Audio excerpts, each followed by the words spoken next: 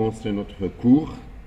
Donc, le cours qui sera consacré bien sûr à la deuxième partie de l'écologie pour vous, pour la section S5, et qui sera dans la continuité de ce que vous avez traité en première partie concernant le côté animal. Nous, on va s'intéresser essentiellement au monde végétal. Et dans ce premier cours, on va essayer tout d'abord de faire un certain nombre de rappels qui pourraient être intéressants pour essayer de bien comprendre la suite de notre cours. Alors, comme introduction générale, un certain nombre, je disais, de rappels qui sont liés à une certaine terminologie que vous avez déjà utilisée, que vous avez déjà exploitée dans le monde animal, et qu'on va retrouver son équivalence aussi d'une autre façon dans le monde végétal. Alors, comme vous le savez, les êtres vivants, et en particulier les espèces végétales et animales, se groupent suivant leurs affinités écologiques avec une organisation qui va donner un ensemble de structures qu'on appelle tout simplement des biocénoses, que vous connaissez déjà et que vous avez déjà vu en S3. Dans une biocénose, si vous voulez, les végétaux, et quand on parle, nous, de végétaux, on s'intéresse essentiellement aux végétaux vasculaires, c'est-à-dire aux plantes supérieures. On va traiter essentiellement, et notre cours mettra l'accent essentiellement sur ces plantes vasculaires supérieures, et donc qui vont s'organiser en fonction, bien sûr, du milieu et en fonction des facteurs de ce milieu qui va constituer ce qu'on appelle un biotope. Et l'ensemble composé d'une biocénose et de biotope, ça constitue un élément important à reconnaître, à savoir un écosystème. Et nous, on va s'intéresser principalement à des écosystèmes, bien sûr, liés à l'organisation de la végétation. Alors, quand on s'intéresse à ces écosystèmes et quand on s'intéresse à leur organisation, et quand on veut étudier un milieu, il faut choisir la façon d'étudier et de décrire un milieu. Et dans le monde végétal, les premières études et les premières notions, si vous voulez, par lesquelles on s'est basé pour étudier un milieu, c'était d'abord la physionomie de ce milieu. Et quand je dis la physionomie, c'est-à-dire en sous-entend la forme des éléments qui vont constituer ce milieu. Et quand on parle de ces éléments qui vont constituer le milieu, on va s'intéresser à décrire quelle est cette physionomie, comment elle s'organise et comment elle est. Et à l'intérieur de cette organisation, je peux prendre un exemple, j'arrive dans un milieu et je peux choisir et je peux voir quelle est la nature de la physionomie qui va constituer mon milieu. Et je peux parler soit d'une forêt, soit d'une culture, soit d'autres ensembles qui vont constituer mon milieu. Je peux prendre un exemple, j'arrive dans notre amphi et je peux bien voir quelle est la physionomie qui va donner le cachet général à mon amphi. Et quand je vois là, si vous voulez, eh bien je vois que la physionomie dominante, je dis bien que la physionomie qui va donner le cachet à mon amphi, c'est que je vois quand même des garçons et des filles, mais je vois beaucoup plus de filles que de garçons. Vous êtes d'accord? Et quand je vois encore les filles et les garçons, et quand ça m'intéresse à regarder la physionomie des filles, je vois quand même que la plupart des filles, ils se présentent avec une tête couverte. Il y a quelque chose sur la tête. Il y a une couverture. Et à l'intérieur de cette couverture, si vous voyez, je peux même voir qu'il y a une couleur. Et que la couleur n'est pas la même. Et que peut-être il y a même une couleur qui est beaucoup plus importante que d'autres. Donc, c'est pour vous dire tout simplement que le premier aspect par lequel je peux déjà étudier un milieu, et ça c'est par rapport bien sûr aux méthodes, donc c'est déjà la physionomie. Et quand les études seront poussées,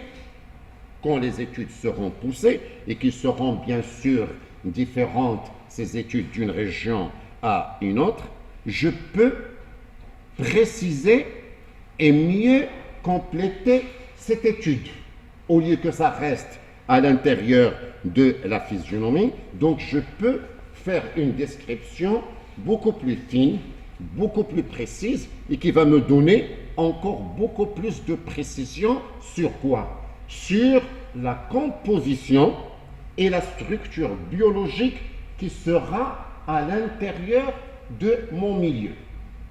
D'accord? Et cette organisation et cette composition et cette structure biologique des éléments qui vont définir cette organisation, le premier élément, je peux l'appeler une formation. C'est-à-dire la formation qui va former une organisation, elle sera décrite avec beaucoup plus de précision.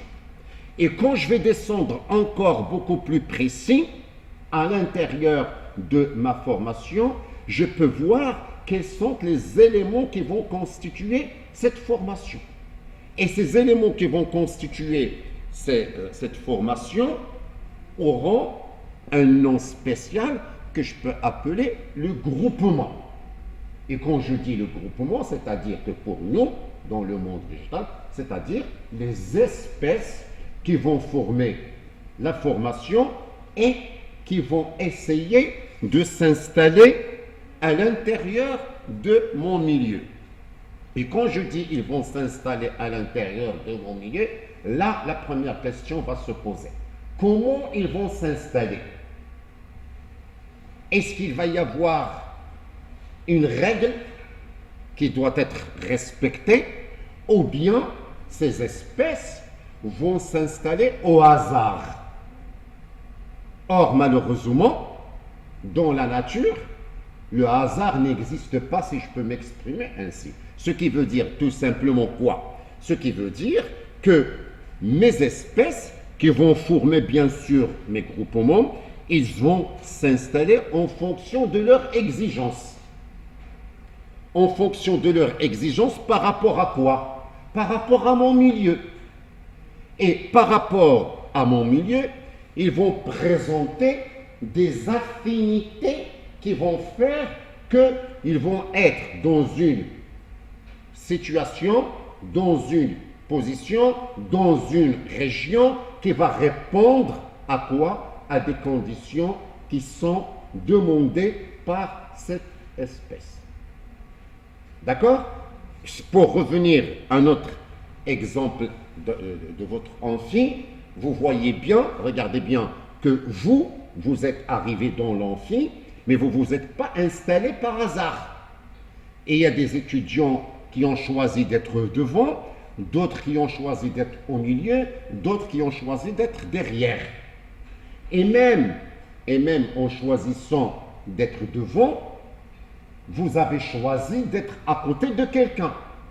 Même si maintenant, avec la crise sanitaire, on vous a séparé, on vous a imposé une certaine position, mais malgré tout, vous voyez bien que vous êtes proches. Donc, si vous êtes proches les uns des autres, ce n'est pas par hasard.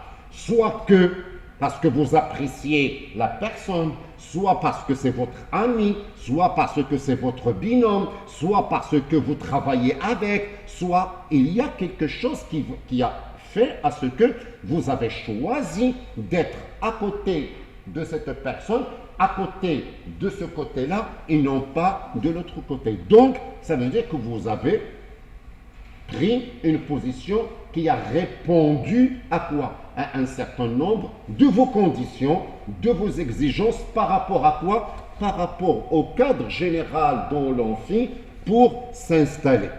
Est-ce que c'est clair? Donc il y a ces affinités écologiques, et quand je dis ces affinités écologiques, c'est-à-dire des facteurs qui vont être à l'intérieur de ce milieu et qui vont réagir d'une façon un petit peu très particulière. La conséquence de tout ça, c'est que je vais avoir une organisation qui va répondre à un certain nombre de critères et à un certain nombre de conditions. Et on peut avoir des cas un petit peu extrêmes parfois où les conditions sont vraiment franches. Et deux cas pour bien comprendre, si vous voulez, quand on se trouve dans des milieux où la salinité est importante, c'est-à-dire des terrains qui vont présenter et qui vont avoir un certain degré de sel, et que ce sel va circuler à l'intérieur avec l'eau, etc. Et la conséquence, imaginez que votre amphi, on va le transformer en une petite région où le degré de la salinité est très important, mais il est important et différent d'une partie à une autre. Entre, par exemple, la partie droite, le milieu et la partie gauche. La conséquence, regardez bien votre amphi, la conséquence c'est que les espèces qui vont s'installer à l'intérieur de ce milieu qui va contenir un certain degré et niveau et concentration de sel important, ils doivent, la première des choses, supporter ce degré de salinité. On est d'accord? Et donc, pour supporter ce degré de salinité, ils doivent créer des conditions. Et donc, ils doivent s'adapter. S'adapter d'abord avec leur forme, avec leur taille, avec leur physionomie, mais aussi avec leur physiologie. La conséquence, c'est qu'ils ne vont pas se répartir à l'intérieur de ce milieu-là salé par hasard, en fonction de leur résistance ou pas par rapport à ce sel. Est-ce que vous êtes d'accord? La conséquence, c'est que je peux avoir, regardez bien, un groupement où la résistance est très importante au sel, un autre groupement où la résistance est faible ou moyenne, et puis un autre groupement où la concentration du sel est faible et donc et où l'expression de ma végétation ne sera pas la même. La conséquence, c'est que ces espèces vont définir et vont être toujours dans le même milieu qui répond aux mêmes conditions de ce sel. Donc je peux les retrouver dans plusieurs régions qui reflètent les mêmes conditions. Comment on peut appeler des espèces qui vivent dans des milieux salés et qui résistent au sel et qui supportent un certain degré de sel? Des espèces halophytes. Très bien. Donc voilà un exemple, si vous voulez, pour bien comprendre cette façon d'organisation, de regroupement. Alors, un autre cas aussi important pour vous montrer la part considérable des facteurs du milieu, c'est que si nous comparons les forêts de nos pays, de nos régions maghrébines, méditerranéennes, si vous voulez, nous pouvons constater qu'à une espèce forestière donnée correspond en général une certaine composition de sous-bois en relation avec la densité du couvert forestier, le degré d'humidité, la nature de l'humus qui sera formé et fourni par les feuilles. Qu'est-ce que ça veut dire ça? Ça veut dire quand je suis dans une forêt, il y a l'arbre qui va constituer le bois et il y a l'arbre qui sera sous le bois. Et donc, il y a l'arbre, il y a l'arborescent, si vous voulez, en fonction de la taille, de la hauteur, etc. Et en fonction de ces conditions de ce milieu-là, en fonction de la nature de ma végétation, j'aurai des espèces qui seront fidèles, qui seront toujours liées à ces conditions de ce milieu et que je peux les trouver à droite et à gauche et dans des régions géographiquement tout à fait différentes. Et le cas, on peut le trouver essentiellement, si vous voulez, quand on s'intéresse à une espèce très importante au niveau des forêts marocaines et algériennes. Et cette espèce est pratiquement connue au Maroc, une espèce noble qu'on appelle le cèdre de l'Atlas. Ce cèdre de l'Atlas, qu'on trouve, si on le verra au prochain cours, ce cèdre de l'Atlas que l'on peut trouver dans la région, est-ce que vous connaissez au moins une région au Maroc où il y a le cèdre? Allez. Donc dans la région d'Ifrane, eh bien, ce cèdre de l'Atlas, on peut le trouver également au niveau de certaines montagnes en Algérie. Et ces espèces-là, le cèdre, que ce soit au Maroc ou en Algérie, il va avoir un fond commun dû à la constance et à la fréquence d'espèces. Donc il va y avoir un groupement de plantes ou un cortège qui sera lié à ce groupement. On parle bien sûr de groupement, on parle aussi au début de formation, et les éléments les plus importants, c'est que un groupement ou une formation, il pourrait être caractérisé par les espèces dominantes qui vont former ce groupement. Qu'est-ce que ça veut dire dominante? C'est-à-dire celle qui va prendre le plus de place, le plus de fréquence, le plus de recouvrement, etc. Si je reviens à l'exemple, regardez bien, si je reviens à l'exemple de votre amphi, on voit très bien que dans l'amphi, vous êtes la section 3. À l'intérieur de cette section 3 pour aujourd'hui, le samedi, eh bien, la dominance est donnée à qui à l'intérieur de cet amphi? La dominance, elle est donnée aux filles. Donc, je vois bien que sur l'ensemble de toutes presque les places, ils sont occupés par les filles. Et je peux même aller encore beaucoup plus loin avec des filles qui sont avec une tête couverte. Et je peux même aller beaucoup plus loin. À votre avis, regardez, quelle est la couleur que peut être dominante? Le noir. Vous voyez? Donc, je peux caractériser la section 3 par l'image que moi je peux garder dans ma tête. Ça serait quoi? Eh bien, c'est la section où il y a beaucoup plus de filles et avec bien sûr une tête couverte avec un foulard noir, etc. On est d'accord?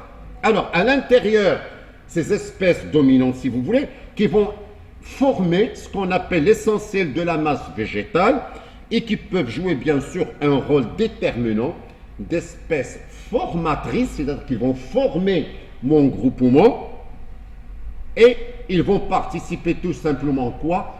À donner l'écologie et les conditions de quoi? De ma station, de ma région, les conditions de mon amphi. À l'intérieur de toutes ces formations, il peut y avoir aussi d'autres espèces, mais qui ne sont pas dominantes, le contraire de dominantes, et qui seront discrètes. Qu'est-ce que ça veut dire discrètes? Ça veut dire qu'ils ne vont pas avoir une grande ampleur, une grande répartition, d'accord? Mais qui vont être quand même avec un élément, avec une position bien précise. Donc, je peux trouver, par exemple, que à l'intérieur, regardez bien, à l'intérieur de toute votre amphi, je vois qu'il y a quand même une petite tête. Regardez bien, c'est presque la seule, si je peux dire, et je dirais pourquoi la seule, qui n'a pas de tête couverte, qui est isolée dans son petit coin, etc. Et que je peux même aller beaucoup plus loin pour vous donner, et qui est, excusez-moi même si je n'aime pas utiliser le mot, et qui est étrangère. Oui ou non, vous êtes d'où? De Burkina, vous voyez? Vous êtes chez vous, mais c'est une façon tout simplement vous expliquer. Et donc, et qui est discrète, et qui peut caractériser, et qui peut donner un indice sur qui? Sur la section 3. Ah, la section 3, c'est la section avec des filles dominantes, etc., etc.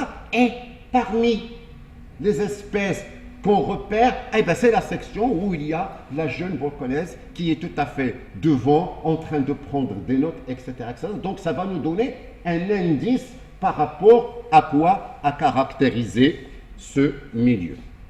Alors, la conséquence de tout ça, c'est que donc ces espèces, si vous voulez, qu'on dirait dominantes et ensuite discrètes, vont avoir une, comment dire, une organisation et une position et une représentativité importante à l'intérieur de ce milieu. Alors, si on prend une forêt, si vous voulez, l'exemple d'une forêt constituée par du cèdre, et on va la couper à blanc. Qu'est-ce que ça veut dire? À blanc, ça veut dire qu'on va couper au ras, on laisse rien, on coupe tout le bois. La plupart des plantes du sous-bois, c'est-à-dire tout ce qui était sous l'arbre, il y avait l'arbre qui a disparu, et tout ce qui était sous bois va disparaître. Et certaines vont résister, et certaines vont se développer, et certains vont persister pour longtemps. D'accord?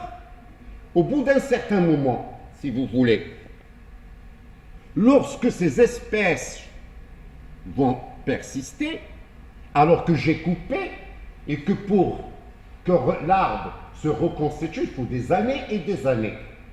Et si ça m'intéresse d'introduire un autre arbre, il faut que l'arbre que je vais introduire doit s'adapter et résister aux conditions de ce milieu, qui pourra m'aider pour dire voilà l'arbre que vous devez choisir.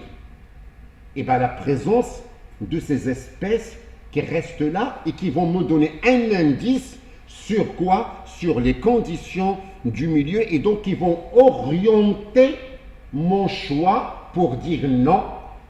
Dans le temps, il y avait l'espèce telle qui était là et qui était dominante, et donc je ne peux pas mettre une autre espèce parce que certainement ça ne va pas réussir, ça ne va pas tenir et ça ne peut pas aboutir. Donc, si vous voulez, on vient de voir que l'élément de base, un écosystème, ensuite la formation et plusieurs types de formation que je peux avoir, la formation et avec l'unité de la formation, le groupement.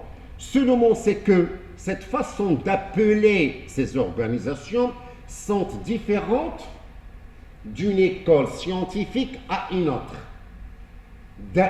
d'un auteur ou d'un chercheur, si vous voulez, à un autre en fonction des tendances. Le plus simple pour vous, c'est qu'on peut utiliser 3 termes.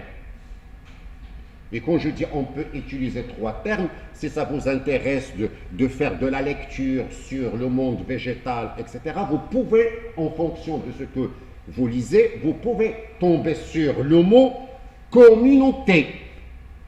De la même façon qu'on parle d'une communauté animale, de la même façon qu'on parle de la communauté, allez, on va le dire, la communauté sénégalaise au Maroc, la communauté africaine, la communauté européenne, la communauté française, etc., etc., c'est-à-dire des groupements qui vont se retrouver ensemble et qui vont célébrer des moments de fête, etc., si vous voulez, parce qu'ils ont la même culture, ils ont la même façon de voir, etc. On est d'accord? Ça vous arrive de le faire? Oui ou non? Très bien. On peut aussi trouver le mot phytocénose. On est d'accord? La racine, elle est où? Phyto, c'est pour dire quoi? Là, très bien. Ensuite, on peut avoir le mot association. Donc voilà 3 façons d'exprimer comment les espèces peuvent s'organiser.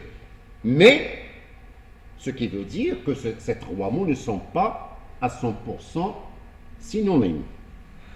Donc, en parlant de groupement, on veut dire tout simplement que les espèces se trouvent réunies en lot, en ensemble de mêmes affinités écologiques. Le groupement, c'est des lots. D'accord? C'est des ensembles.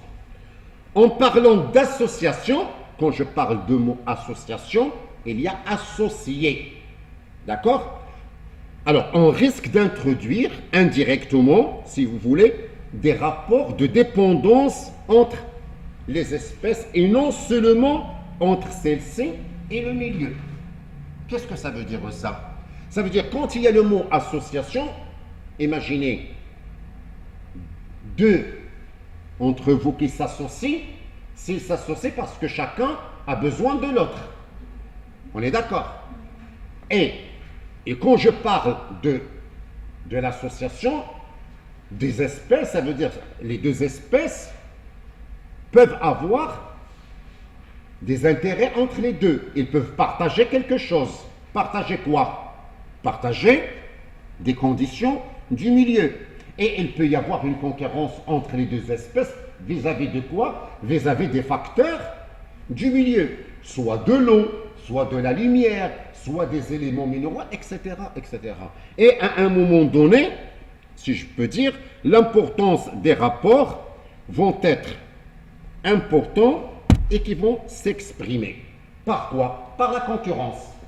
Vous deux associés au début, un a besoin de l'autre.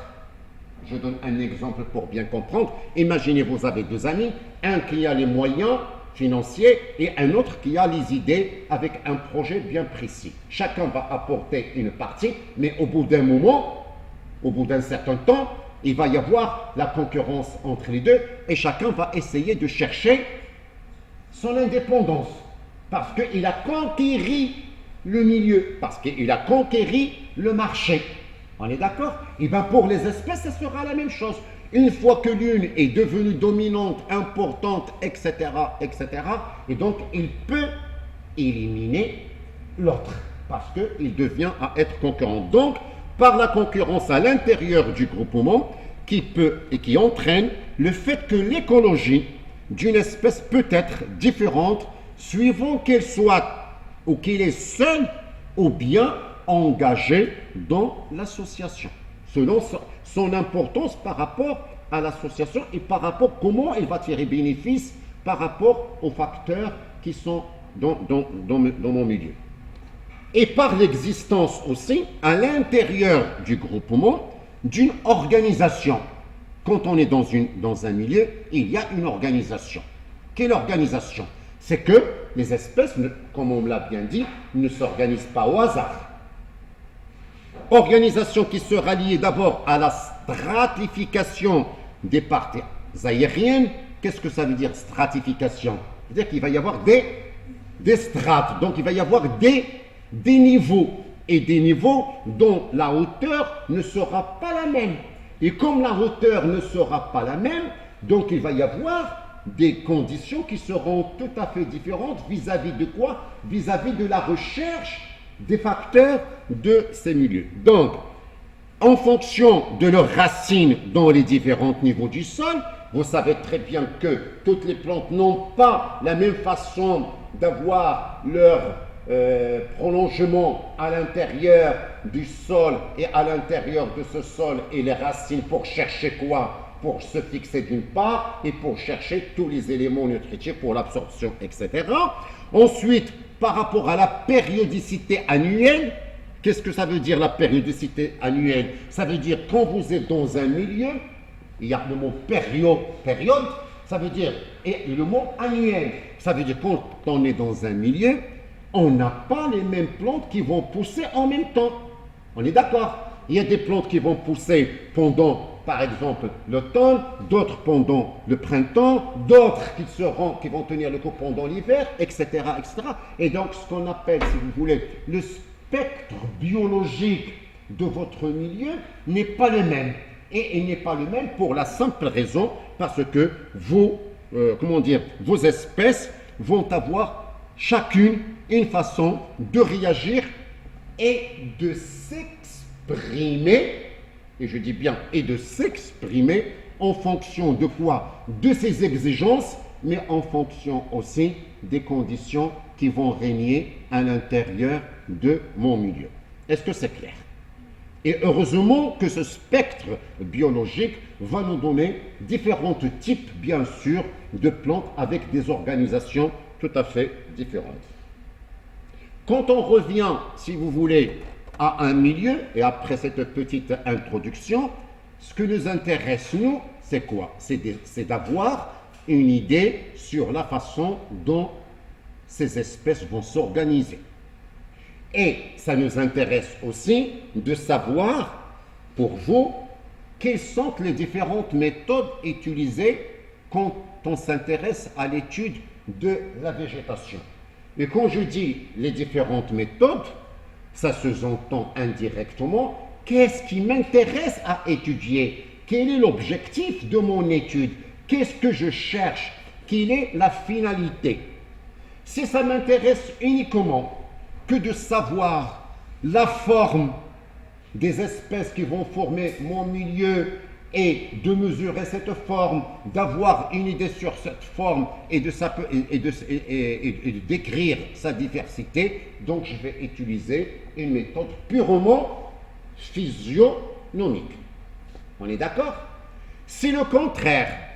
L'objectif de mon étude, je m'intéresse à quoi? À avoir une idée sur la dynamique de mon milieu.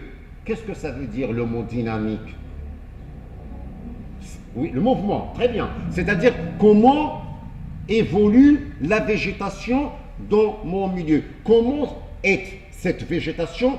Est-ce qu'elle évolue? Est-ce qu'elle a une croissance importante? Ou bien est-ce que c'est une végétation, si vous voulez, le contraire d'évoluer, ça sera une régression et il va peut-être se dégrader et il va disparaître et peut-être je vais chercher pourquoi il va disparaître.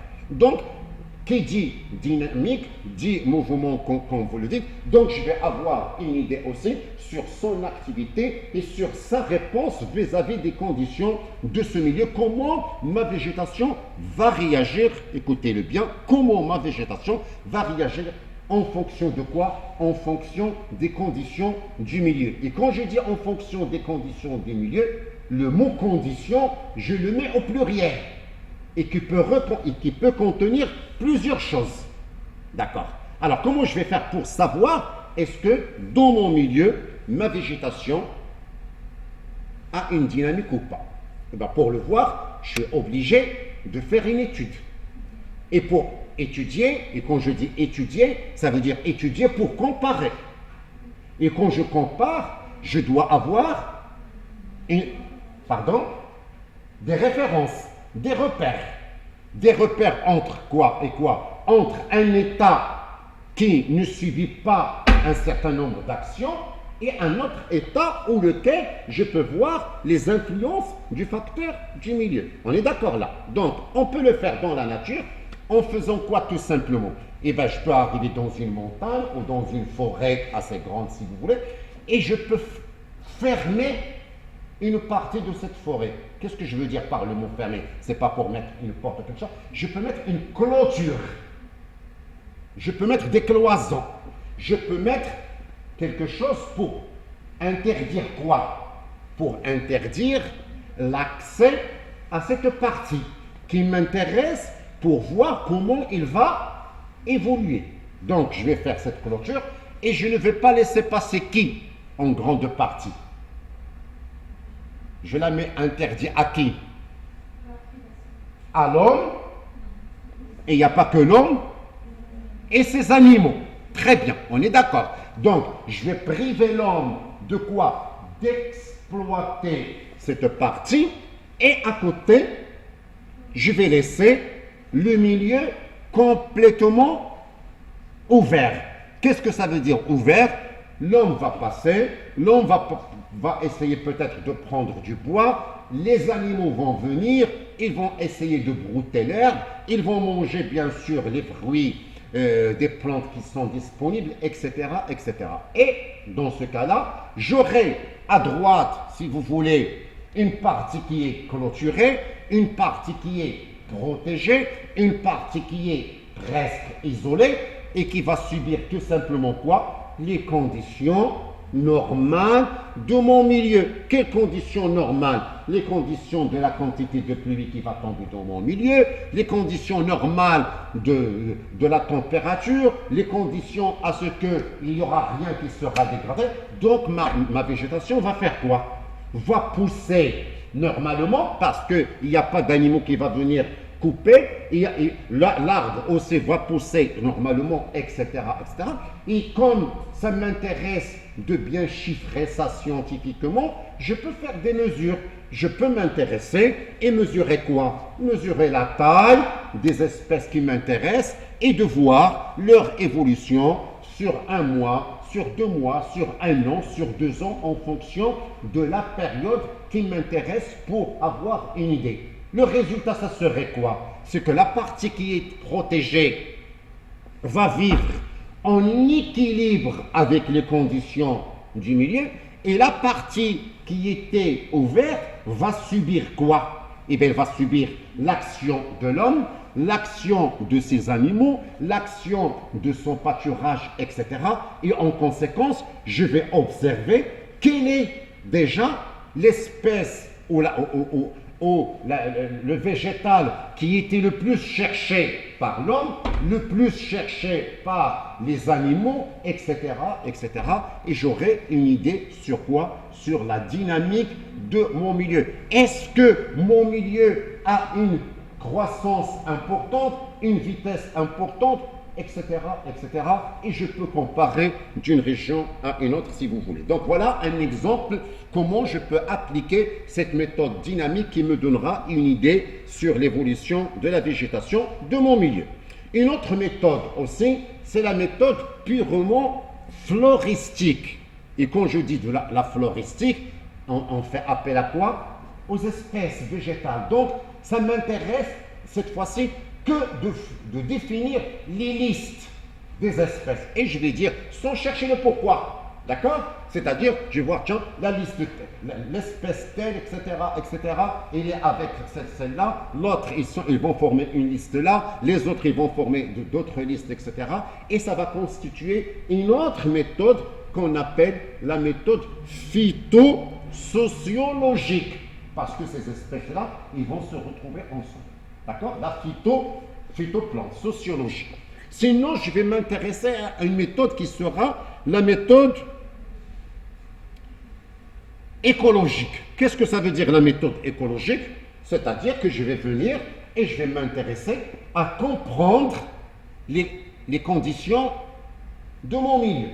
Les conditions de mon milieu. Et je vais m'intéresser, si vous voulez, pourquoi votre camarade là-bas a choisi, et on peut même lui poser la question, pourquoi votre camarade, il a choisi principalement de se mettre devant et de l'autre côté et non pas là. Est-ce que vous pouvez me dire pourquoi? Allez-y, pourquoi? C'est votre numéro de table. Très bien, parce que vous voyez, pour elle, elle est disciplinée, c'est son numéro de table et elle s'est installée sans aucun problème. Donc ça veut dire que pour elle, les conditions qui sont là-bas lui permettent d'être devant le tableau, d'avoir le champ de vision tranquille, de bien écouter et de bien suivre et d'aller même encore beaucoup plus et de prendre le maximum de notes. Ça veut dire quoi? Ça veut dire qu'elle est dans des conditions de son équilibre. On est d'accord? Son équilibre à elle est là. Alors, si il était là, comme il aime s'installer du côté gauche, il ne sera pas à l'aise. On est d'accord? Est-ce que c'est vrai?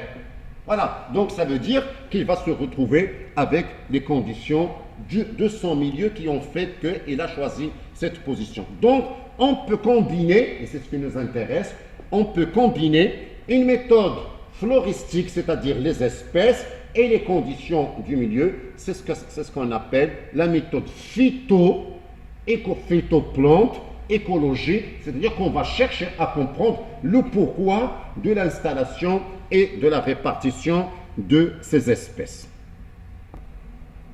Alors, après cette petite introduction, ne l'oubliez pas que l'objectif de notre cours aux prochaines séances, c'est d'étudier la végétation du Maroc.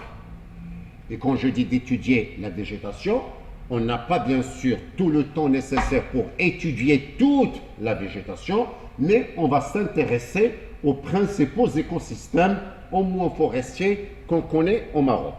Avant d'arriver à définir cette végétation sur le Maroc, il y a un virus. Donc je disais, avant d'arriver à étudier cette végétation, on va essayer de définir rapidement et pour rappel un certain nombre de caractères propres aux écosystèmes forestiers méditerranéens. Vous le savez très bien que le Maroc est un pays méditerranéen, c'est-à-dire un pays qui se trouve à l'intérieur du bassin méditerranéen. Si on s'intéresse à cette végétation et qu'on va s'intéresser à cette végétation après, avant tout, il faut déjà définir quels sont les éléments qui vont donner naissance à cette végétation méditerranéenne. Et l'un des premiers facteurs les plus importants, c'est d'abord le climat.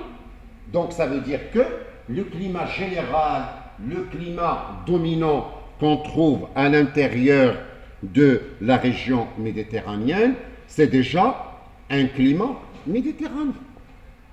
Donc on doit savoir comment on définit déjà un climat méditerranéen. Quelles sont les caractéristiques de ce climat méditerranéen?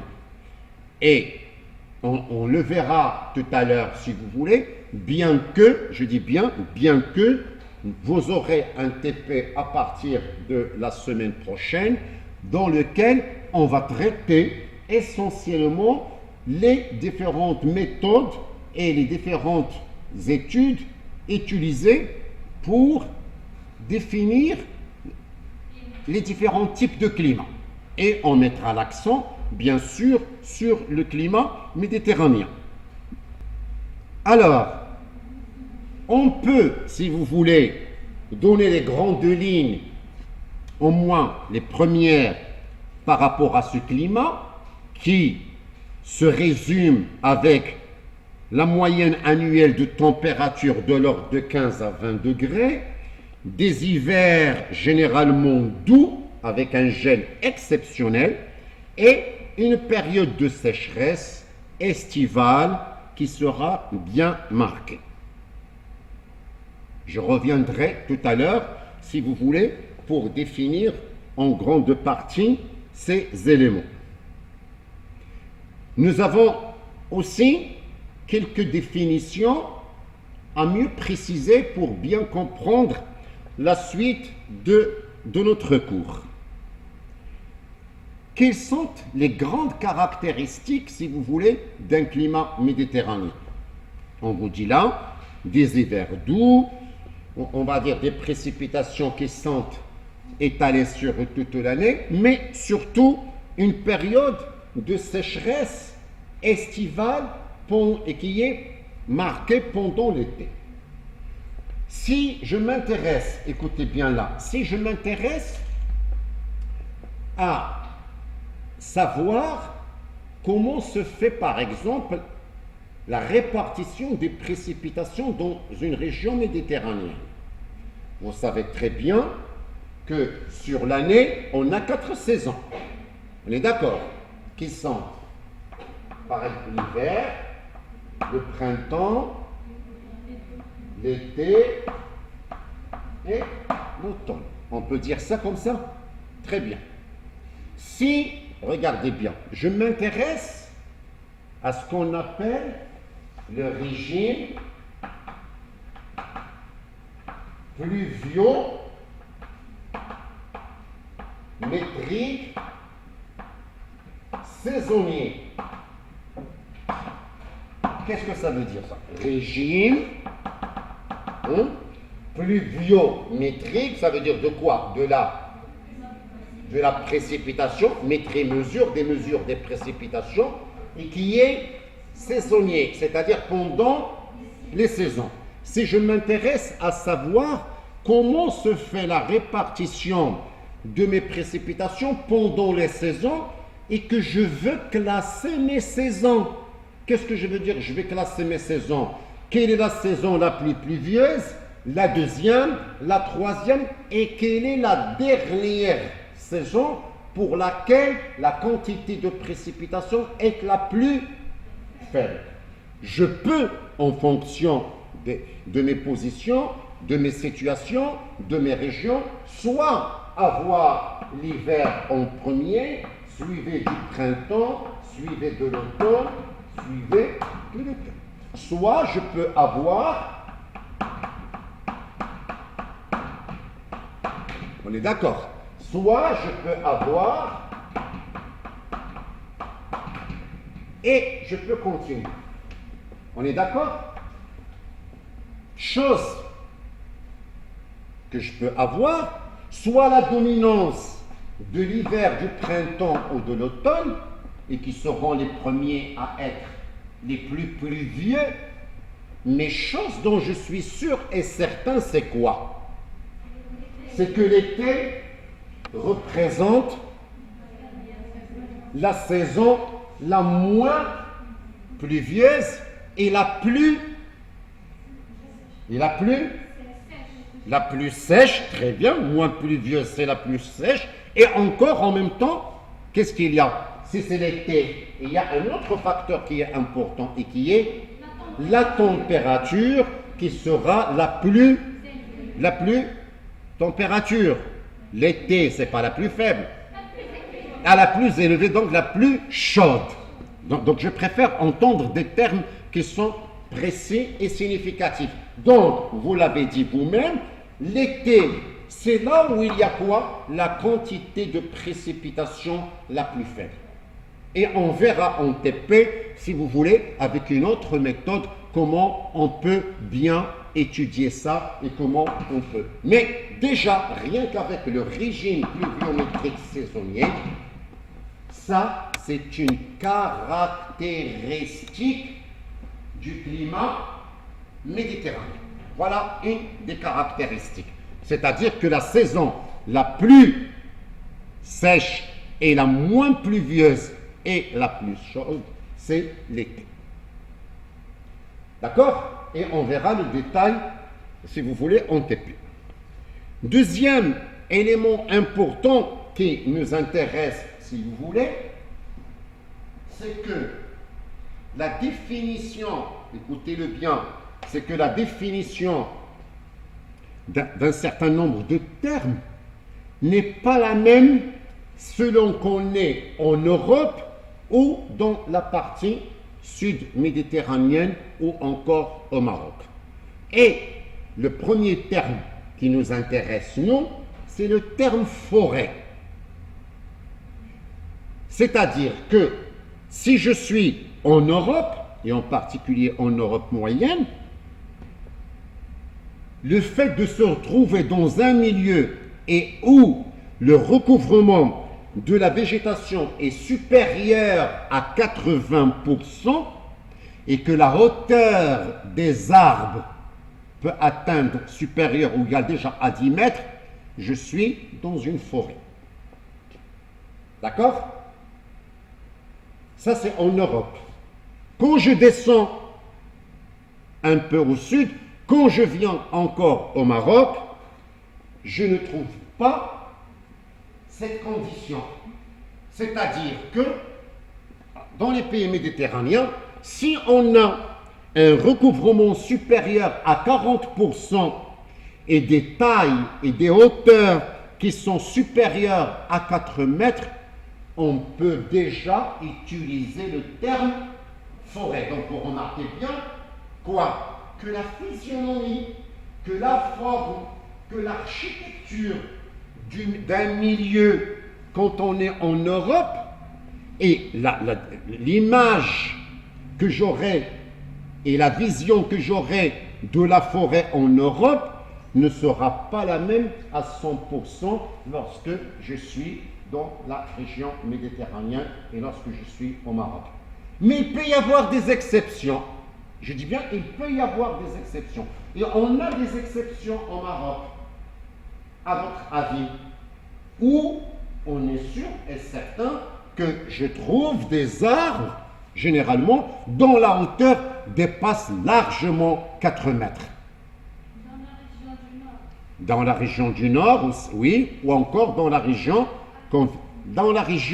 des frênes, comme on l'a dit tout à l'heure, et qui est constituée par quelle espèce? On vient de le dire, par le cèdre de l'Atlas. D'accord?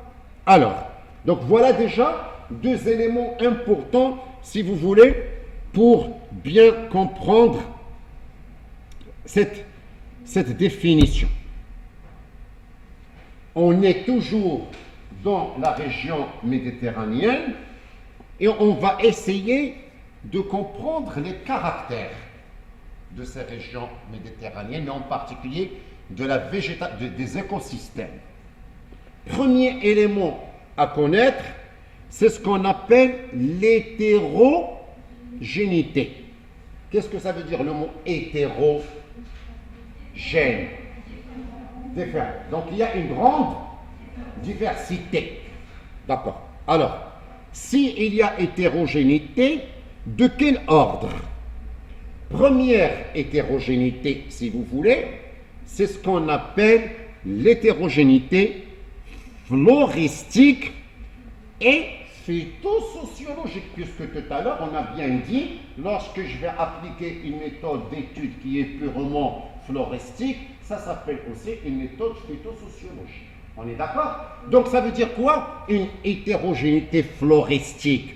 Ça veut dire qu'on aura beaucoup de quoi? D'espèces végétales, arborescentes, sylvatiques, etc. et tout, qui vont constituer ou bien qui vont participer à former quoi? À constituer les différents types de paysages ou encore les différents types d'écosystèmes. Donc j'aurai plusieurs types de quoi? D'écosystèmes liés à quoi? Liés tout simplement à cette diversité d'espèces. Et quand je dis hétérogénéité et diversité, etc., ça veut dire que c'est déjà l'élément de base de quelque chose qui est très important dans la nature et maintenant en écologie, à savoir la biodiversité qui nous intéresse et qu'on verra par la suite. Donc on a une grande biodiversité. Et cette biodiversité, elle est beaucoup plus importante parce que liée à la grande diversité des espèces, par leur nombre, par leur fréquence, par leur répartition, beaucoup plus lorsque je m'installe par rapport à l'Europe. C'est pour ça, si vous voulez, que le Maroc présente cette grande biodiversité et c'est pour ça que le Maroc sera un pays qui sera très intéressant pour les chercheurs, pour venir comprendre la répartition et l'écologie d'un certain nombre d'espèces. Et je ne vous donne pas le nombre, bien sûr, de ces plantes-là qui reste important, qui peut dépasser les 40 jusqu'à 50, alors qu'au niveau de l'Europe moyenne, elle est pratiquement faible et qui ne dépasse pas les 12 à 20. En dehors de cette hétérogénéité floristique des espèces, c'est qu'il y a une raison. C'est qu'il y a des facteurs qui sont responsables de la présence de cette diversité. Hétérogénéité cette fois-ci, biogéographique et historique. Qu'est-ce que ça veut dire ça? Biogéographique, ça veut dire il y a un terme qui est la géographie, on est d'accord? Donc, il y a des espaces, des milieux tout à fait différents, et que ces espaces tout à fait différents pourraient être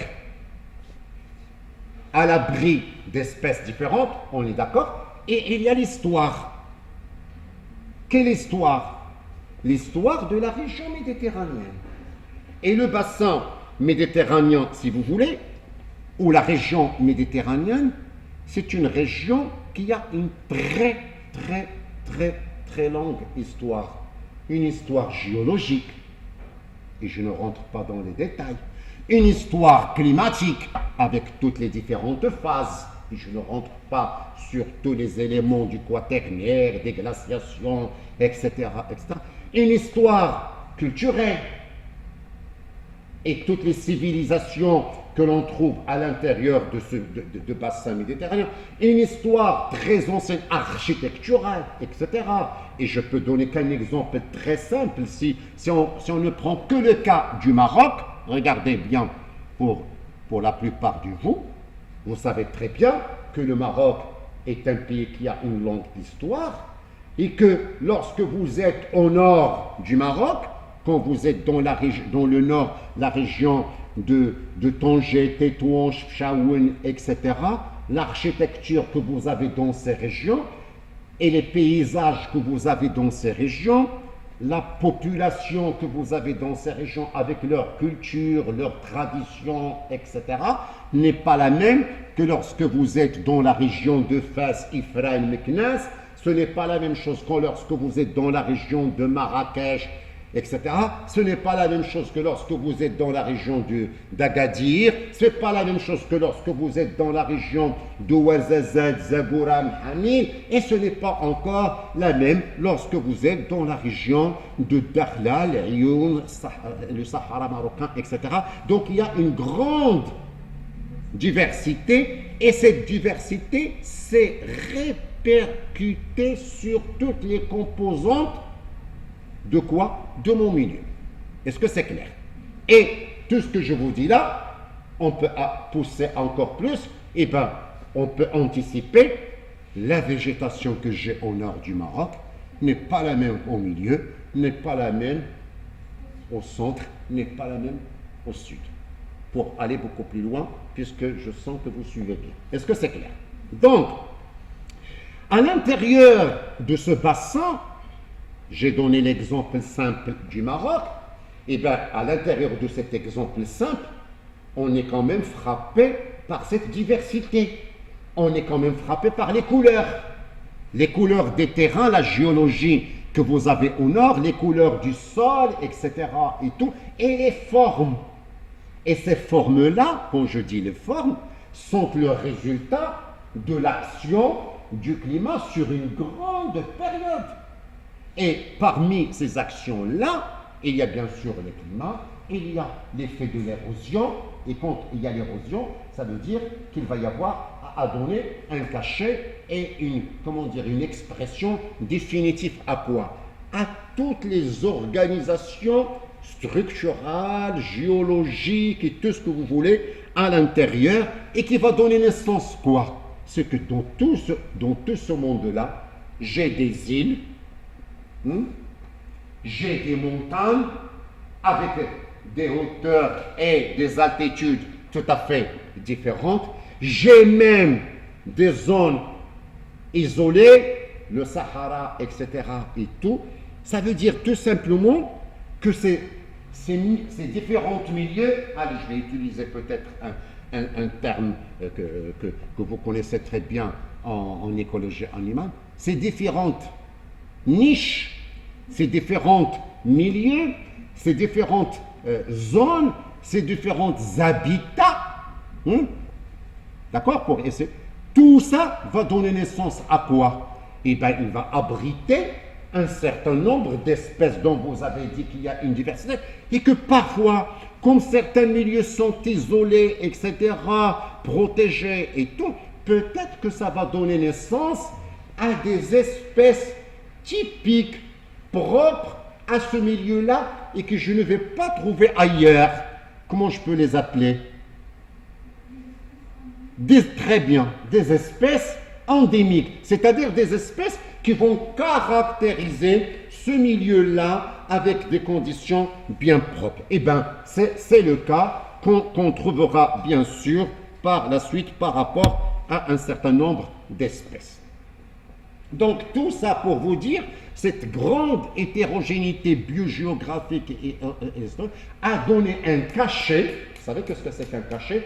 A donné une façon d'organisation des milieux et des différentes parties de milieux qui peuvent être typiques, caractéristiques et déterminantes et différentes d'une région à une autre, et c'est ça qui va donner une grande hétérogénéité.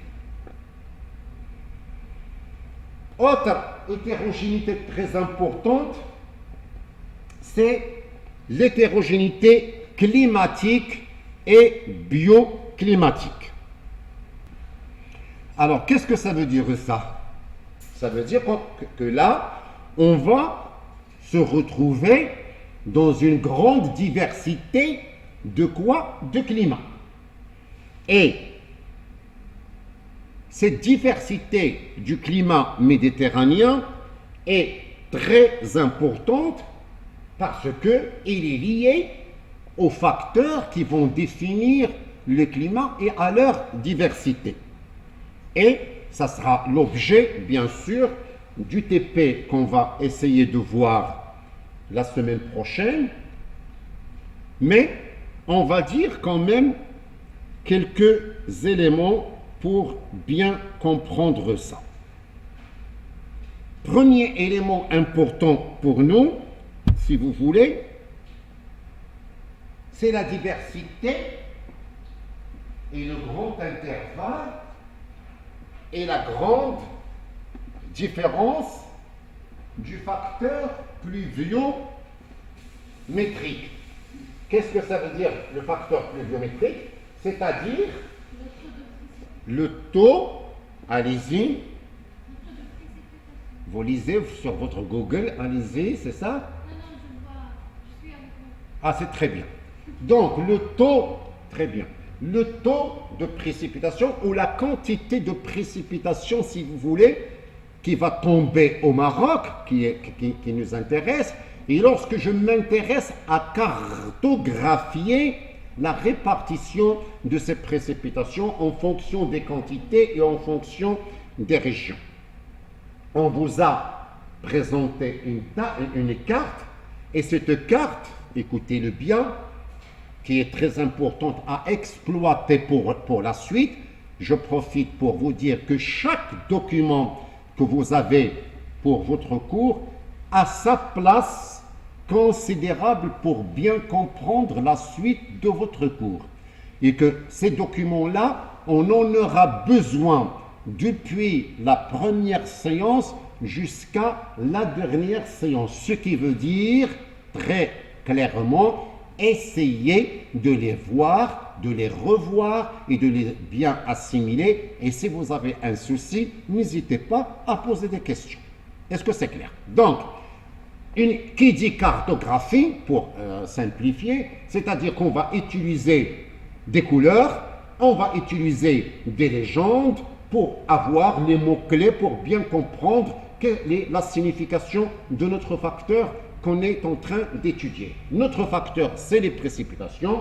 Je remarque que j'ai utilisé des couleurs qui sont sombres, ou ce qu'on appelle des couleurs chaudes, c'est le rouge et l'orange, ou l'orange et le jaune un peu foncé, et puis des couleurs fraîches, ou encore claires, ou encore froides, pour dire les quantités de précipitations les plus importantes. Quand je vois cette carte, première des choses qui est très importante, regardez-le bien, c'est que je n'ai pas partout la même couleur. D'accord? Je n'ai pas partout la même couleur. J'ai des parties où ce sont les couleurs chaudes, c'est-à-dire où les quantités de précipitations sont inférieures à 200 mm qui sont les plus dominantes. Ensuite, je remarque quand même que les couleurs qui donnent le plus de quantité de précipitations, ils sont quand même positionnés où? Essentiellement sur les chaînes de montagne.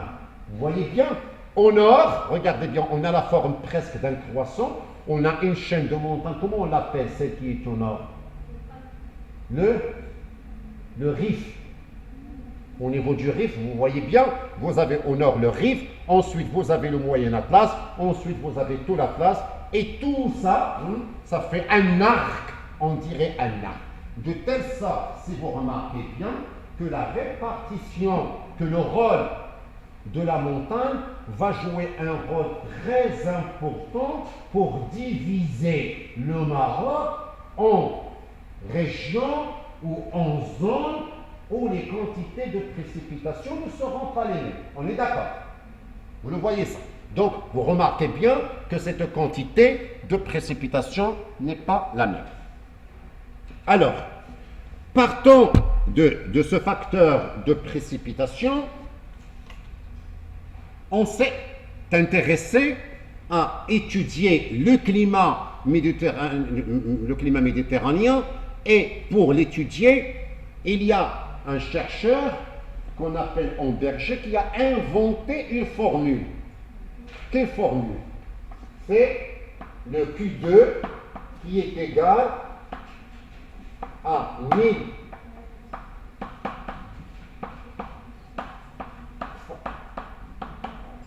Donc, bien que ça sera l'objet de notre TP, et c'est pour ça que j'ai posé la question tout à l'heure, qui est convoqué et qui n'est pas convoqué au TP, comme ça ceux qui ne sont pas convoqués au TP et qui auront le TP en distanciel, au moins vous profitez pour bien comprendre l'explication sur Q2. D'accord? Homberger a inventé ce quotient. Qui dit quotient dit un rapport. Qui dit rapport dit il y a un numérateur et un dénominateur. Je suis clair? Qu'est-ce qu'il a placé comme facteur de ce quotient? 1000 fois P. P pour dire quoi? La moyenne annuelle des précipitations. Donc c'est une moyenne annuelle calculée sur de grandes périodes, comme le cas qu'on a fait, rappelez-vous, en S3. Et donc, il a mis au numérateur des précipitations, et pour donner de l'importance à ces précipitations, il les a multipliées par 1000. Donc, qui dit précipitation dit l'eau. Ce qui veut dire que dans la région méditerranéenne, le premier facteur important dans le climat, c'est déjà l'eau. On est clair. Deuxième facteur, c'est quoi? Il a utilisé des facteurs température, donc des facteurs thermiques. D'où le nom de son quotient, qu'on appelle comment? Le quotient pluviothermique. Pourquoi pluviothermique? Parce qu'il a combiné les précipitations et les températures. Et les températures sous quelle forme? Sous deux formes différentes. Grand M pour dire quoi? La moyenne des maxima du mois le plus chaud. Donc on va s'intéresser au mois le plus chaud. Généralement, et je dis bien généralement, il fait chaud quand dans une région méditerranéenne? Pendant l'été. Donc ce qui veut dire, si je vais chercher mon grand M, eh bien mon grand M, je vais aller directement aux alentours, au mois chaud, et je vais chercher. On est d'accord? Ensuite, deuxième facteur, c'est quoi? Le petit m. Petit m, c'est le contraire. Donc ça sera la moyenne des minima du mois le plus froid. Généralement, vous avez froid quand? L'hiver. Est-ce que c'est clair? Donc, pendant l'hiver, je vais aller au mois de l'hiver, je vais aller à la saison d'hiver et je vais repérer et je vais chercher mon petit m. Et ensuite, il les a combinés. Grand m plus petit m sur 2, c'est l'équivalent de quoi? D'une température moyenne. Et grand m moins petit m, c'est-à-dire, c'est la différence entre quoi et quoi? Entre la valeur maximale et la valeur minimale. Comme c'est la différence, je l'appelle écart thermique ou encore amplitude thermique. OK? Ou amplitude thermique. Et cette amplitude thermique au Maroc, si vous voulez, il varie. Il va dans le même sens que la continentalité. Grand M moins petit m, je peux l'exprimer comme un facteur qui peut m'exprimer, me signifier, me donner une idée sur quoi? Sur la continentalité. Qu'est-ce que ça veut dire la continentalité? Quelle est la racine du mot continentalité? Continent. Donc ça veut dire, la continentalité, c'est le fait que je vais faire quoi? Le fait, regardez bien, le fait que je vais rentrer à l'intérieur du pays. Ça veut dire quoi? Quand je passe de l'ouest à l'est, je rentre dans la continentalité. Quand je passe du nord au sud, je rentre dans la continentalité. Est-ce que c'est clair? Et quand je vais passer derrière l'Atlas, je suis à l'intérieur du continent. Et si je suis sur le bord de l'océan Atlantique, je suis sur le littoral. Est-ce que c'est clair? Ok? Si je suis à Essaouira, si je suis à Agadir, si je suis à El Jadida, si je suis à Rabat, je suis sur le littoral. Et petit à petit, je vais rentrer à l'intérieur du continent. Est-ce que c'est clair? Bien. Donc, une fois que je trouve mes précipitations qui sera le total de toute ma quantité de précipitations sur l'année, je multiplie par 100, par 1000, pardon, je repère mon grand M, mon petit m, et pour le calcul, je vais appliquer tout ça avec le recul. C'est-à-dire que je vais ajouter 273 et je vais faire mes calculs. Et donc, en fonction, regardez bien là, à votre avis, de quoi va dépendre principalement le Q2? Quel est le facteur déterminant? Quand est-ce que Q2 sera fort? Quand est-ce que Q2 sera élevé? Exact, très bien. Si les précipitations sont importantes, mon Q2 il sera important. On est d'accord? Si les précipitations sont faibles, mon Q2 il sera faible. On est d'accord? Donc Q2, écoutez-le bien, lorsque les précipitations sont importantes, ça veut dire que de l'eau se trouve en abondance dans mon milieu, donc je peux considérer que ma zone ou que ma station est une station humide. Le contraire, si les précipitations sont faibles, le Q2 sera faible et donc l'humidité sera faible. Et donc le contraire de l'humidité, ça serait l'aridité. Très bien. Ça serait l'aridité. Qu'est-ce que ça veut dire ça? Ça veut dire que ce quotient, écoutez-le bien une bonne fois pour toutes, ce quotient pluviothermique d'Amberger, je peux aussi l'appeler un quotient ou bien un indice d'aridité. Parce qu'il nous renseigne aussi bien sur l'aridité ou encore sur l'humidité. Mais on préfère utiliser le terme aridité, soit indice d'aridité, soit quotient pluviothermique d'Amberger. On est d'accord? Donc en fonction de quoi, regardez bien, si je reviens, si je reviens sur ma carte, en fonction, regardez bien ce que je vais dire là, en fonction de la position de ma station, et où ma station reçoit une certaine quantité de précipitation, la valeur de mon Q2 ne sera pas la même. On est d'accord? On est d'accord? Donc la valeur de mon Q2 ne sera pas. Donc j'aurai plusieurs valeurs de quoi? De Q2. Et donc, si j'ai plusieurs valeurs de Q2, je dois classer, je dois départager mes valeurs de Q2. On est d'accord? Est-ce que vous avez compris ce que je veux dire? Très bien. Donc, si je dois découper mes valeurs de Q2, quel est le but? Ne n'oubliez pas que le but de la formule, c'est d'essayer de comprendre le climat. Oui. D'accord? De comprendre le climat. Donc, Je peux savoir le climat de mon milieu d'après cette formule. Très bien. Donc, Amberger, il a calculé ça, il a trouvé un certain nombre. Je suis en train de vous raconter de l'histoire pour bien comprendre la mise en place de la figure. Donc, il a calculé et il s'est dit, comme je vous ai dit, il y aura plusieurs valeurs. Comment je peux classer mes valeurs de Q2? Mais une fois qu'il a calculé, il a remarqué quand même quelque chose. Il a remarqué que des stations, regardez bien, ont la même valeur de Q2, ils ont la même valeur de Q2. Normalement, puisqu'ils ont la même valeur de Q2, ils doivent avoir le même climat. Très bien, très bien. Et puisqu'ils vont avoir le même climat, ils doivent avoir la même Très bien, très bien, très bien. C'est bien, vous suivez bien. Donc, même valeur de Q2, ça veut dire le même climat et donc automatiquement, logiquement, la même végétation. Or, dans la nature, il a observé que ce n'est pas toujours le cas et qu'il y a des exceptions et qu'il y a des différences.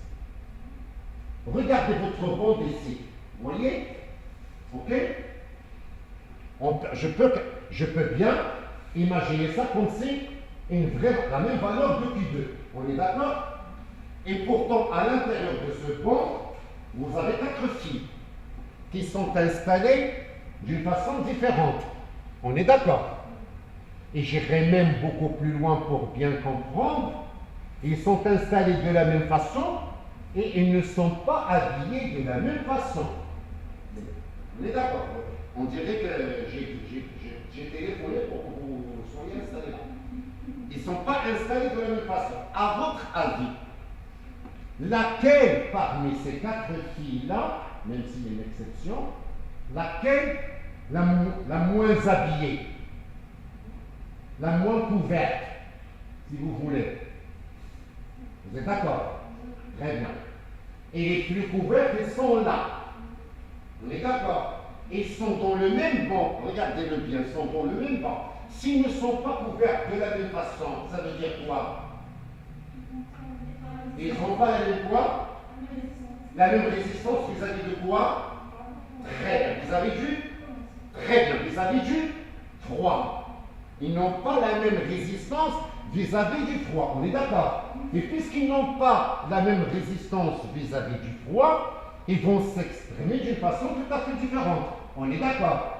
Là-bas, c'est une espèce, là, c'est une autre, et là, c'est une autre, et là, c'est une autre. On est d'accord? Donc, ça veut dire qu'en Berger a dit, puisque il y a le même Q2, normalement, je dois avoir le même climat, et je dois avoir la même végétation, comme je n'ai pas la même végétation, donc il y a un autre facteur secondaire que je ne vois pas dans la formule, mais qui réagit dans la nature et qui impose à ce que mes espèces vont s'exprimer et ils vont occuper le milieu. C'est quoi?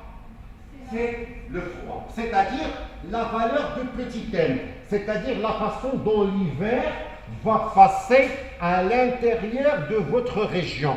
Et c'est ainsi, écoutez-le bien, et c'est ainsi qu'il a choisi ce diagramme, cette représentation, en utilisant 2 axes. L'axe des abscisses pour dire quoi? Le froid, le petit m, et l'axe des Y dans lequel on a trouvé quoi? La valeur de Q2 qu'on vient de calculer. Est-ce que c'est clair? Et comme le froid, j'attends une réponse, est un facteur limitant, donc il va limiter quoi? Le développement de la végétation et en particulier pendant l'hiver. Donc il va rentrer d'une façon importante sur sa répartition. Et c'est pour ça qu'il a découpé, regardez bien, il a découpé le climagramme en quoi? En des parties où l'hiver est froid, en des parties où l'hiver est frais, en des parties où l'hiver est tempéré et en des parties où l'hiver est chaud. Et avec des intervalles entre chaque partie. Vous voyez?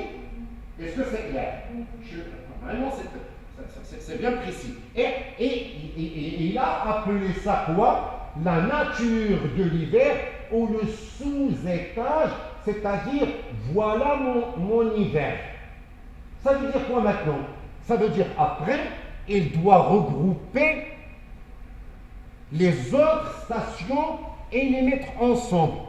Et au lieu de les prendre sur la valeur de Q2, il a utilisé quelque chose, écoutez bien, qui est le résultat de Q2 et qui est la végétation qui va refléter les conditions du climat. Et il a regroupé ensemble toutes les espèces qui vont avoir quoi? Ce qu'on avait déjà dit au début, le mot affinité écologique. Et puisqu'ils vont avoir la même affinité écologique, ils vont vivre ensemble et donc ils vont définir ce qu'on appelle un étage vivre bioclimatique.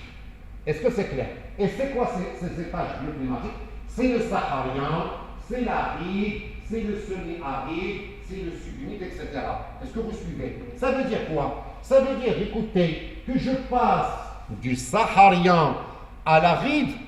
Quel est le facteur qui va changer quand je passe du saharien à l'aride? Le Q2. Le Q2, qu'est-ce qu'il va faire Q2? Il va augmenter. Qui va faire augmenter le Q2? Les précipitations. Très bien. Lorsque les précipitations vont changer, je passe d'une végétation qui est moins exigeante, qui n'a pas besoin de beaucoup d'eau, vers une végétation qui lui fait beaucoup d'eau. Donc ça va se refléter sur son organisation, ça va se refléter sur son architecture, ça va se refléter sur sa composition, sur ses espèces dominantes, sur l'arbre dominant, sur son écosystème et sur la nature de cet écosystème. Je suis clair? D'accord? Donc je passerai de quoi? D'une végétation. Donc ça veut dire que chaque étage va être caractérisé par un certain nombre d'espèces. On verra ça après. Et donc, je passe du saharien, aride, semi-aride, subhumide, jusqu'à l'humide et jusqu'à même l'étage de montagne, là où il fait froid. Chaque fois que quoi? Chaque fois que la valeur de Q2 va augmenter. À la fin, chaque station, je peux la repérer par rapport à quoi, à votre avis? D'abord, avant, chaque station, je peux la repérer par rapport à quoi? Quels sont mes indices? La valeur de mon Q2, vous voyez, ici, la valeur de mon Q2 et la valeur de mon petit m. La valeur de... Et je ferai la projection. Et l'intersection va me donner le point précis de ma station. Est-ce que c'est clair? Vous comprenez ce que je veux dire? C'est-à-dire, la valeur de mon Q2, j'aurai une horizontale. La valeur de mon petit m, j'aurai une verticale. Et le point d'intersection me donnera quoi? Mon étage bioclimatique.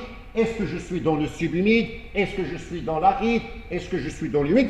Et avec le type de l'hiver.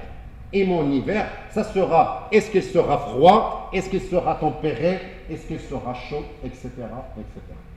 Et c'est ces éléments-là qu'on va essayer de voir en TP. Et comme ça, vous aurez une idée comment je peux calculer. Vous allez faire des petits calculs et comment vous placez vos stations et comment comprendre le pourquoi de ma station qui se trouve telle ou telle, dans quelles conditions et dans quelle position, puisque on vient de le dire tout à l'heure, rappelez-vous, les situations ne sont pas les mêmes, les positions ne sont pas les mêmes, l'origine n'est pas la même, la quantité de précipitation n'est pas la même, la conséquence, ça va se traduire sur le Q2, la conséquence, ça va se traduire après sur quoi? Sur la végétation qui va composer mon milieu. Merci Abinti. Alors, on continue toujours à l'intérieur de ces éléments-là, puisque on a vu cette hétérogénéité. Voilà pourquoi je parlais de cette hétérogénéité climatique dans la région méditerranéenne, dans laquelle, retenez-le bien, seul dans la région méditerranéenne, et encore seul au Maroc, où on a la chance d'avoir quoi? Ces grandes différences d'étages entre le saharien, l'aride, semi-aride, subhumide, humide et de la haute montagne. Ça veut dire cette grande biodiversité. Et bien, si on a une grande biodiversité floristique, écosystémique, etc., il est lié déjà à cet éventail de quantité de précipitations et de leurs différences entre le nord et le sud, entre l'est et l'ouest du Maroc. Et vous verrez ça sur votre TP.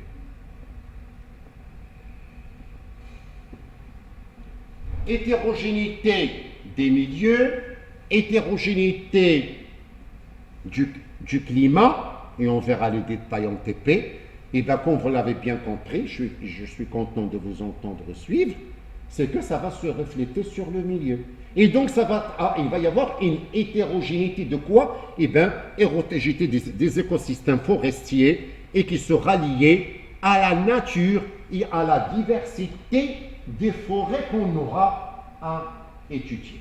Alors, sans rentrer dans les détails, pour l'instant, les principales forêts et formations, si vous voulez, caractérisant ces régions méditerranéennes, c'est ce qu'on appelle des forêts laurifoliées. Laurifoliées. Laurifolié, ça veut dire quoi? Laurier. Vous savez qu'est-ce que c'est que le laurier? Le laurier rose, le laurier blanc, hein? Fla. D'accord? Ok? Et qui sont sclérophiles. Qu'est-ce que ça veut dire? Ça veut dire des forêts, écoutez, dont les arbres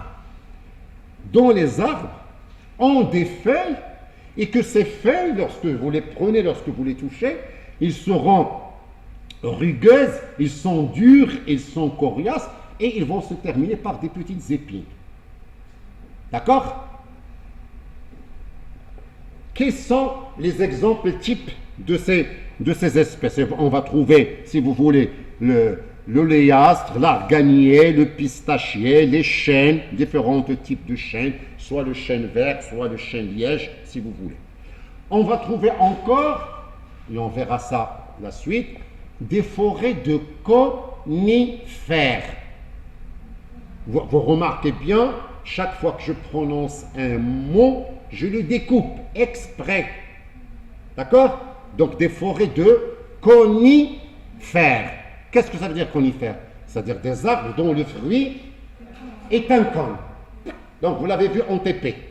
Alors, ces forêts de conifères, il y en a plusieurs, mais qui sont au moins réparties en fonction de leur niveau altitudinal, c'est-à-dire en fonction des niveaux qu'ils vont prendre dans une région.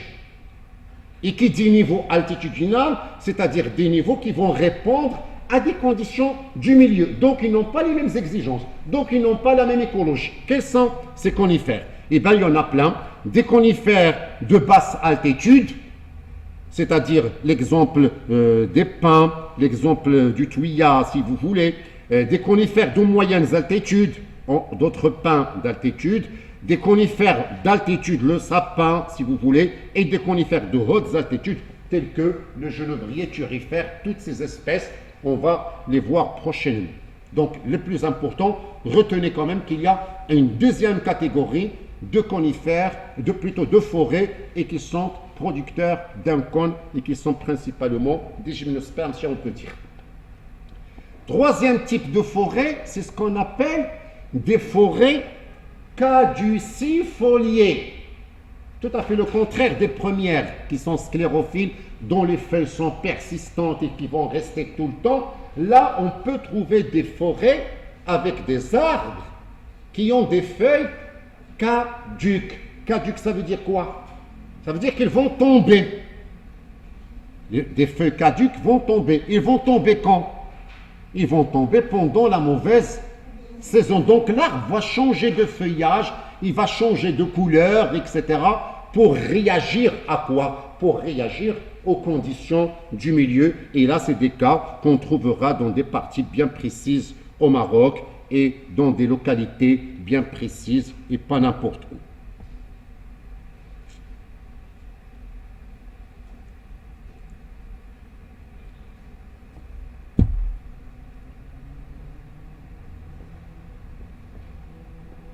On a vu tout à l'heure le climagramme d'Auberger, on a vu les étages bioclimatiques, je viens de décrire un certain nombre de forêts, donc je peux faire la même chose aussi, à cartographier ces étages bioclimatiques et de savoir où se trouve l'étage saharien, où se trouve l'étage aride, où se trouve l'étage humide, etc., etc., et qui sont liés à la valeur de Q2 qu'on a calculée, mais aussi à la végétation qu'on a cartographiée et la végétation qui va se trouver ensemble. Ce qui veut dire, dans la suite de notre cours, il serait intéressant de bien connaître cette carte et de savoir, puisque notre but aussi, c'est de décrire la végétation et de dire, par exemple, allez, je vais prendre un petit exemple comme ça, regardons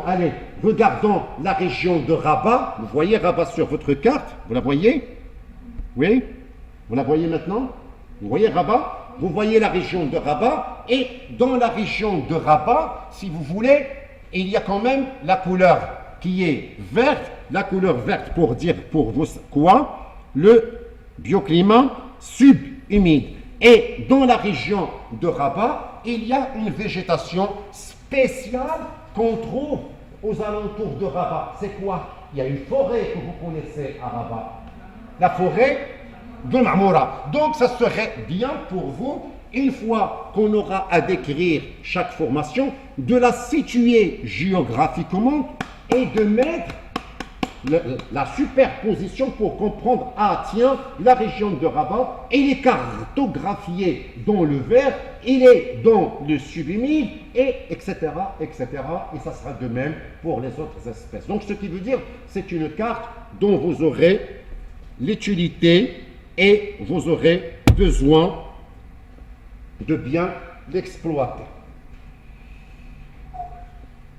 Alors, dernière partie, pour finir notre premier chapitre, en dehors des hétérogénéités qu'on a évoquées tout à l'heure, l'un des caractères les plus importants dans une région méditerranéenne, c'est l'instabilité et la vulnérabilité. Qu'est-ce que ça veut dire quelqu'un d'instable? Le contraire d'instable. Stable, quelqu'un de stable. Vous savez qu'est-ce que c'est que quelqu'un de stable? Et instable, voilà, très bien. Vulnérable, qu'est-ce que ça veut dire? Quelqu'un de vulnérable. Quelqu'un de fragile. Très bien. Et il ne faut pas être fragile. Alors, l'instabilité, donc ça veut dire que les régions méditerranéennes, ce sont des régions qui vont se caractériser par une fragilité et une instabilité. Pourquoi cette instabilité?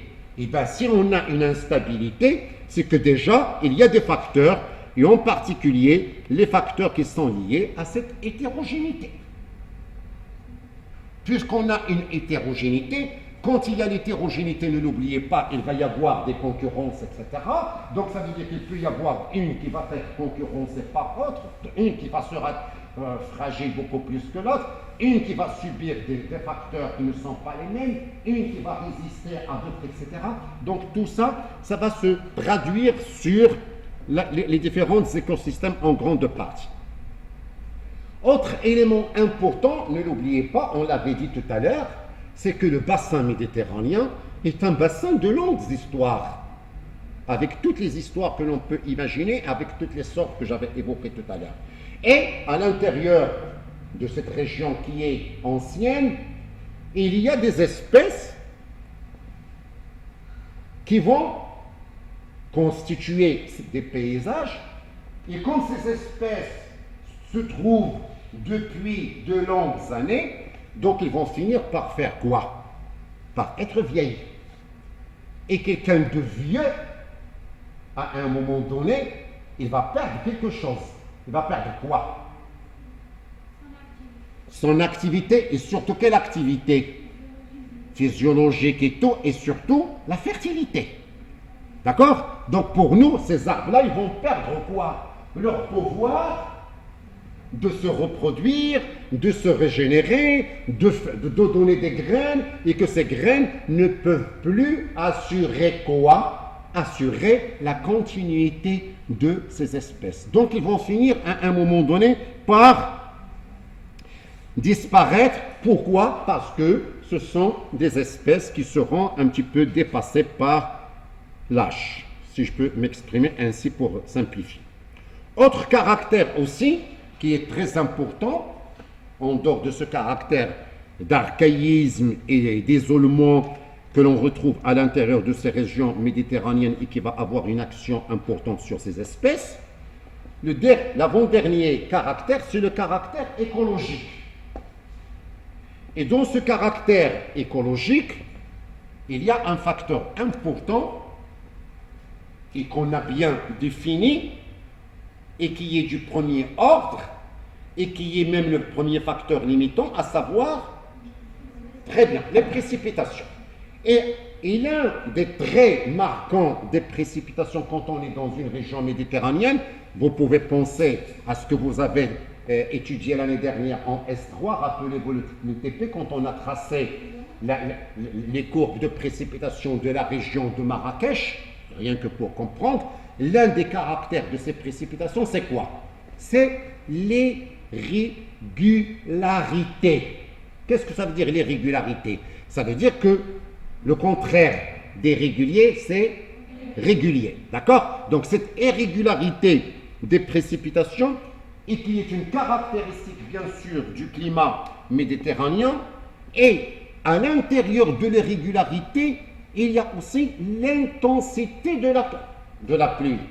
C'est-à-dire qu'il peut y avoir, sur des périodes bien précises, à ce que votre région peut recevoir sur une durée assez réduite, en une seule nuit, si je peux dire, et on a de la chance si ça tombe la nuit, en une seule nuit, la quantité de précipitations que normalement on peut recevoir en un mois et parfois même en 2 mois. La conséquence, c'est que cette quantité qui vient brusquement d'un seul coup et qui va tomber sur des milieux, et si ces milieux-là ne sont pas protégés, si ces milieux-là sont nus, il n'y a pas de végétation, etc., vous pouvez imaginer les conséquences de quoi? Des inondations, des catastrophes, et on se rappelle très bien d'un certain nombre d'exemples de catastrophes de la région de l'Ourika, et c'est quelque chose que l'on vit ailleurs, que ce soit au Maroc ou en France ou en Europe ou ailleurs,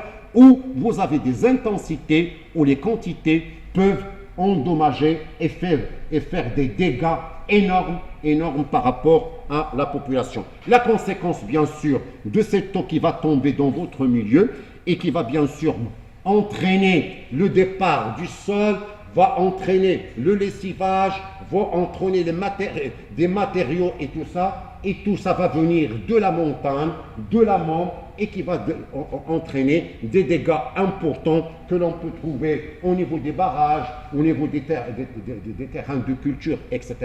Et ça peut donner des catastrophes. Et c'est pour ça maintenant qu'on a un petit peu changé des méthodes et qu'on a essayé d'installer des détecteurs pour avoir une idée sur ces éléments-là. Dernier facteur qu'on va essayer de voir, c'est le facteur anthropogène, c'est-à-dire le facteur humain, l'homme. Et vous le savez très bien, l'homme a détruit volontairement la majeure partie des forêts par la dégradation, avec le défrichissement, et tout c'est pourquoi? Pour chercher, puisque là où l'homme s'installe, il cherche soit les terrains de culture, soit il cherche des terrains parce que le développement démographique impose qu'il doit couper tout ce qui est végétation, il doit tout dégrader pour installer soit, allez, on va dire des usines, soit des hôtels, soit des golfs, soit des terrains d'autres choses, soit changer de culture pour un intérêt purement économique, et tout simplement pour montrer que l'urbanisation, là où l'homme s'installe, il va s'installer au détriment de quoi? De la terre, des ceintures vertes. J'ouvre un tout petit exemple. Regardez autour de Marrakech, on avait toute une ceinture verte de quoi? De la palmeraie qui était beaucoup plus importante à des étendues énormes. Et bien regardez maintenant ces étendues, et bien tous ces espaces verts, ils sont remplacés par quoi? Par du béton, on bétonne, et quelles que soient les directions autour de Marrakech, que ce soit sur la route de l'Ourika, que ce soit sur la route de Casa, que ce soit sur la route d'Agadir, que ce soit sur la route de Fès, sur un rayon à peu près d'une dizaine jusqu'à même une vingtaine de kilomètres, tout a été transformé, et on trouve quoi? Eh bien, on trouve des hôtels et on trouve toute une urbanisation qui s'est installée. Voilà, donc voilà en grande partie, si vous voulez, ce premier chapitre qui fait en grande un certain nombre de rappels, un certain nombre de révisions. Donc je vous invite d'abord à bien réviser votre cours, à essayer, je dis bien pour essayer de bien suivre la suite, d'essayer de voir la plateforme par rapport aux éléments qui sont déposés en grande partie pour voir votre TP, pour ceux qui sont convoqués au TP, je vous invite à imprimer les documents, à les lire, à anticiper, comme certains l'ont bien fait ce matin et qu'ils étaient en relation avec le cours, c'est très bien, d'accord? Parce que ça va vous aider à bien comprendre. Et en même temps, je dis bien, et en même temps, vous avez de la chance d'avoir votre cours en présentiel. Je dis bien, vous avez de la chance d'avoir votre cours en présentiel. Essayez de jouer aussi le rôle de quoi? De tutorat, d'accompagner vos camarades qui n'ont pas la chance d'être en présentiel et d'essayer de partager avec eux les éléments à droite et à gauche qui ont été expliqués, dites d'une autre façon, puisque on se trouve dans des conditions un petit peu particulières pour avancer ensemble. Et si vous avez des problèmes, n'hésitez pas à le dire, n'hésitez pas à le mentionner à la prochaine séance, n'hésitez pas à le mentionner, bien sûr, à votre séance de TP. Voilà, allez, merci et à la prochaine.